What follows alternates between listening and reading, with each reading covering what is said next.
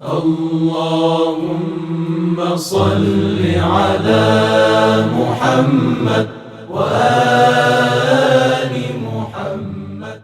بسم اللہ الرحمن الرحیم۔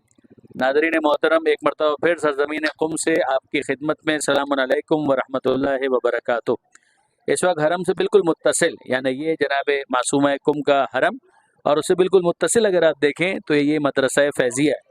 یہ آپ پورا صحن دیکھ سکتے ہیں، یہ پورا صحن ہے کہ جہاں پر زائرین آ رہے ہیں جا رہے ہیں، سامنے ایک باغ بھی آپ کو نظر آ رہا ہے، اور پھر اس کے بعد یہ مرکزی جگہ جو آپ کو یہاں پر دکھانی ہے یہ ہے مدرسہ فیضیہ۔ جو اس کی تاریخ ہے اس کے حوالے سے میں گزارش کروں گا جناب علامہ طاہر عباس اعوان صاحب سے کہ کچھ روشنی ڈالیں اور اس کے پس منظر کے بارے میں اور اس کی تاریخی اہمیت کے بارے میں ارشاد فرمائیے۔ قبلہ۔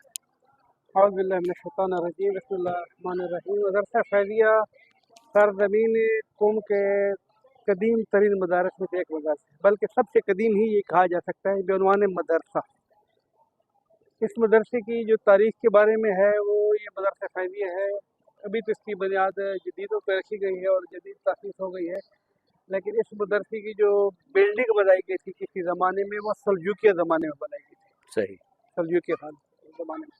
پھر جب مغولوں کا حملہ ہوا تو انہوں نے بھی اس زمانے میں اس کی تخریب ہو گئی، خراب ہو گئی، 600 کچھ ہجری کے تحت، آج سے 800 سال پہلے کو خراب کر دیا۔ پھر بعد میں جب ایران کے اندر صفویہ حکومت قائم ہوئی تو اس مدرسے کی دوبارہ صفویوں نے تجدید بنا دی۔ ٹھیک ہے۔ مدرسہ 800-900 سال پرانا ہے، مغلوں کے زمانے میں خراب ہو گیا تھا، پھر دوبارہ صفویہ حکومت جب ایران میں قائم ہوئی، حکومت شیعی قائم ہوئی 900 ہجری کے بعد، تو پوری حکومت شیعت کی ہو گئی تھی۔ اس مدرسے کی بالکل حرم کے برابر میں دیوار بے دیوار ملی ہوئی ہے مدرسے کی۔ اس مدرسے کو صفویوں نے قائم کیا، اور اس مدرسے کا نام فیضیہ کیوں رکھ دیا؟ جی۔ اس نام کے فیضیہ کے رکھنے کی وجہ یہ ہے کہ دو اختلافات ہیں، دو قول ہیں۔ ایک یہ کہ حضرت فیض کشانی رضوان اللہ تعالیٰ علیہ، اگر فیض کشانی جو تھے وہ جو بہت معروف شخصیت ہے، صاحب تفسیر صافی، صاحب تفسیر صافی، صاحب کتاب الوافی، اور اس کے علاوہ 500 کتابوں کے مصنف ہیں، اتنی بڑی شخصیت، وہ یہاں پر رہتے تھے اور ادھر آ کے رہی تو ان کے نام سے اس کو فیضیہ کہا گیا۔ ٹھیک۔ بعض کہتے ہیں کہ نہیں، یہ فیضیہ آغا کی نام کوئی نہیں ہے بلکہ ایک شخصیت اور ہے جن کا نام ہے محمد فیض۔ اس نے تاریخ قوم کے بارے میں بہت ساری کتابیں لکھی، بہت سارے آثار لکھے، تو ان کے عنوان سے اس کو کہتے ہیں، لیکن یہ قابل قبول اس لیے نہیں ہے کہ آغا محمد فیض جو ہے وہ بھی 100 سال ہیں اور فیضیہ بہت پرانا ہے، تو اگر فیض کشانی والا اندیہ بالکل ٹھیک لگ رہا ہے۔ صحیح۔ اس کی تاریخ تو بہت لمبی ہے، یعنی جتنے بھی تاریخ قم کے علماء آہستہ آہستہ مدرسے کے اندر داخل ہو رہے ہیں اور دیکھتے ہیں اندر کی جو فضا ہے اس کو بھی انشاءاللہ۔ جتنے بھی تاریخ قم کے شخصیات ادھر گزری ہیں تقریباً سب کی تعلیم ادھر سے شروع ہوئی تھی۔ جی جی۔ یہاں سے جو ہے انہوں نے پڑھا، اور اس کی دوسری سب سے بڑی تاریخ جو ہے جس نے اس کو اور اٹھایا وہ تھی شاہ ایران کے خلاف امام خمینی کی تحریک۔ اس میں بھی اس مدرسے کا ایک کردار ہے۔ اسی کا ہی کردار ہے۔ صحیح۔ اس مدرسے کا کردار نہیں ہے، اسی کا کردار، اسی کا ہی کردار ہے۔ اس مدرسے سے تاریخ چلی تھی، اسی مدرسے سے امام خمینی تربیت کرتے تھے طالب علموں کی، اور اس مدرسے سے تقریریں ہوتی تھی شاہ کے خلاف اور حکومت کے خلاف اور اس کی پالیسیوں کے خلاف۔ یہ سامنے جو کمرے ہیں اسی میں فیض کشانی، عبد الکریم حیری کے دوسرے شاگردان ادھر ہی پڑھتے تھے، ادھر ہی رہتے تھے۔ لہٰذا آپ اس سے اندازہ لگائیں کہ جس مدرسے کی بنیاد ابھی تقریباً 450 سال سے رسماً شروع ہے اور اس کے اندر طلبہ تربیت پا رہے ہیں، تو کتنے طالب علم یہاں سے نکلے ہوں گے؟ صحیح، بہت ایک لائن ہے۔ صحیح۔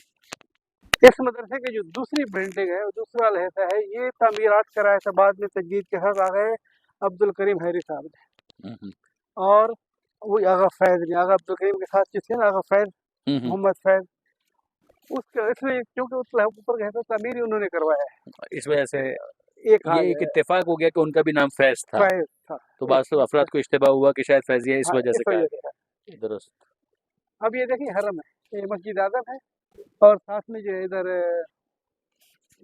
یہ دروازہ کھلتا تھا حرم کی طرف، بالکل حرم کے بالکل بغل میں कदी क्या कहते हैं नज़दीक तरीन मदरसा कौम का हरम की, सही जिसका दरवाजा हरम में खोले तो उससे ज़्यादा क्या नज़दीक होगा। सही सही। इसमें जो क्या नाम है तहरीक इनकलाब चली थी ना, जब इमाम खुमैनी की तहरीक के अंदर, तो चूंकि मैंने कहा अर्ज किया ना कि इसी मदरसे का सबसे बड़ा किरदार था। तो हुआ क्या था, 1382 हिजरी, 13 अभी क्या चल रही 1446, 1382 हिजरी 25 शवाल इमाम सादिक अलैहिस्सलाम की शहादत की मुनासबत से यहाँ पर प्रोग्राम, और इस प्रोग्राम में शाह के जो थी फौज अपनी या पुलिस जो भी थी, उन्होंने आके हमला कर दिया। सही। तालिब इल्म ये सारे कमरों में तालिब इल्म रहते थे, भरा हुआ था तालिब इल्म से। तो शाह की फौज जब आई, हमला किया, एक तो मजलिस को ख़राब किया, मजलिस में मौजूद अफराद को मारा कूटा सब कुछ किया, लेकिन उससे ज़्यादा जो जुल्म किया ना उन्होंने वो ये किया था कि मस्जिद मदरसा खैरिया के कमरों से खुसूसी तौर पर ऊपर के हिस्से के जो कमरे थे ना, वहाँ से उनको तालिब इल्मों को पकड़ पकड़ के नीचे फेंकते थे। सही। यहाँ पर तालिब इल्म बहुत शहीद भी हुए। ये उसने तो जुल्म किया था, या सोचा था खत्म कर दूंगा, लेकिन ये जिस तरह कहते हैं जितना दबाओगे उभरेगा, जी जी। शहीद का खून जो है वो रंग लाता है, वाकई ऐसा ही हुआ। वो ये वाकया शाह के गले फिट हो गया। सही। और फिर तो खैरिया की जो कहते हैं ना कि खैरिया की शहादत ने तहरीक को और ऊपर उठाया, वो इस वजह से था। सही दुरुस्त। इस जगह पर जो है बड़े बड़ी शख्सियात ने नमाज जमातें पढ़ाई हैं, मराजे ने नमाज जमातें पढ़ाई हैं, दरस खारिज यहाँ पर बहुत होते थे। अभी भी आप इधर देखेंगे तो हर मदरसे के अंदर दर्स होते हैं, हर मदरसे के अंदर तफसीर हदीस रिजाल मेरी अल्लाह माशाल्लाह अभी भी यानी इन कमरों के अंदर ये सारी चीजें हो रही होती है, ये एक्टिविटीज हो रही होती अभी है। आयतुल्लाह अराकी मोहम्मद अली अराकी रहमतुल्लाह अलैह वो भी यहीं पर नमाज जमात पढ़ाया बिल्कुल करते थे। हजरत आयतुल्लाह मोहम्मद अली इराकी रिज़वानुल्लाह ताला अलैह यहाँ पर इमाम जमात थे, और वो शायद वाहिद इमाम जमात, वो भी बहुत सारे गुजरे हैं, लेकिन वाहिद इमाम जमात थे कि बाद अफराद कहते हैं कि जो जितना ज़्यादा तकवा अख्तियार करता है हर किसी के पीछे नमाज नहीं पढ़ते। सही। मुत्तकी अफराद या किसी वजह से शक होता है, किरात ठीक नहीं है, लहजे ठीक नहीं है, बहुत सारी चीज़ होती है। कुम के सारे उलमा आगा इराकी के पीछे बिदून इस्तिस्ना नमाज पढ़ते हैं, सुभान अल्लाह। कोई शक नहीं और करता। काफी लंबी नमाज होती थी उनकी जमात नमाज नमाज। तो अल्लाह आगे माशाल्लाह साले ही फरमाया करते थे कि किसी ने उनसे कहा कि हज़फ मामूमिन की रियायत भी तो होनी चाहिए, तो अगर मुझसे ज्यादा अब अज़फ कौन है, सबसे ज्यादा सही तो मैं ही हूँ इंशाअल्लाह। ये आगा के बारे में भी है और आगा हकीम के बारे में भी है। आगे मोहसिन हकीम। आगा मोहसिन हकीम के बारे में हमारे उस्ताद बुजुर्गवार आगा शेख मस्तान रिज़वानुल्लाह ताला अलैह मदरसा जाफरी के उस्ताद थे, वो कहते थे हम आगा के शागिर्द थे और आगा अमूमन मगरिब की जमात कराते थे। तो ये शेख मस्तान का अपना वाक़या है, उन्होंने सुना कि मैंने इस वाक़े का शाहिद हूँ। कहा कि एक दफ़ा जो है आगा साहब नमाज पढ़ा रहे थे, उनके रुकू जो है अमूमन 70 मरतबा तक चला जाता था। सुभान अल्लाह। अल्लाहु अकबर। वजह क्या थी 70 मरतबा जाने की? इसलिए कि आगा साहब खड़े रहते थे और पीछे दीवारें आती थी, या अल्लाह या अल्लाह या अल्लाह, दुकानदार भग भग के आ रहे हैं, शिरकत कर रहे हैं, आगे चाहते थे कि सबको जो है वो मौका मिल जाए। नमाज तो 70 मरतबा तक जो है वो ले जाते थे। कहते एक अरब था, पता नहीं पहली मरतबा नमाज में शिरकत की या उसको नहीं पता था क्या होता है, कहते वो इत्तेफाक से मेरे साथ खड़ा था। कहा कि वो नमाज जो है रुकू में गया, थक गया ना, रुकू से सर उठा के देखा अभी तक आगा हकीम रुकू में, फिर दोबारा चला गया फिर चला गया। फिर वो इतने लंबे जो कर रहे थे, एक तो आस्ते पढ़ना है, फिर ऊपर से इतनी या अल्लाह की पीछे आवाज रही, तो उसने 2 दफा सर उठाया, तीसरी दफा उसने जो है अपना सामान उठा के चला गया मुझे नहीं पढ़नी नमाज।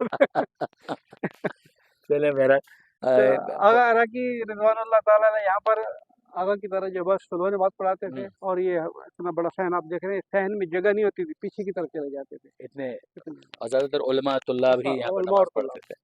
बहरहाल नाज़रीन मोहतरम, आपकी खिदमत में अर्ज़ करूँ, ये कुम की हमारी सीरीज़ है जो चल रही है इंशाअल्लाह, और अभी मज़ीद किस्तें आपकी खिदमत में पेश की जाएंगी। बहुत बहुत शुक्रिया, जज़ाकुमुल्लाहु खैरल जज़ा। जी आगा साहब, यही वो हुजरा है जिसके बारे में आप इरशाद फरमा रहे थे कि इमाम खुमैनी यहाँ पर दर्स पढ़ा करते थे और पढ़ाया करते थे। ये हुजरा है जिसके ऊपर लिखा हुआ है हुजरा हजरत इमाम, 20 नंबर कमरा है। इसी में हजरत ने जो है इमाम खुमैनी ने दर्स पढ़ाना शुरू किया था, और यहीं से तहरीक उनकी इनकलाब की शुरू हुई थी, इस छोटे से कमरे से। जी जी। जिसे कहते हैं ना वसाइल होना जरूरी नहीं है, जी हाँ। आज़म और हौसला और इरादा होना जरूरी है। اس कमरे से तहरीक इंकलाब शुरू हुई और सल्तनत को जो है नाबूद करके रख दिया। हौसला होना चाहिए और आज़म होना चाहिए। इस कमरे में खुमैनी ने शागिर्दों की तरबियत की, इधर रहे, खुद भी पढ़े, पढ़ाए भी सही और इधर ही रहती भी इधर थे। अच्छा, उनकी रिहाइश भी यही है। रहायश भी। ज़ालिका फ़ज़्लुल्लाह युअतीहि मन यशा, ये अल्लाह का फजल है जिसको खुदा अता करना चाहे। व आखिरु दावाना अनिल हम्दुलिल्लाहि रब्बिल आलमीन। يا خير الغافرين يا خير الغافرين يا خير الغافرين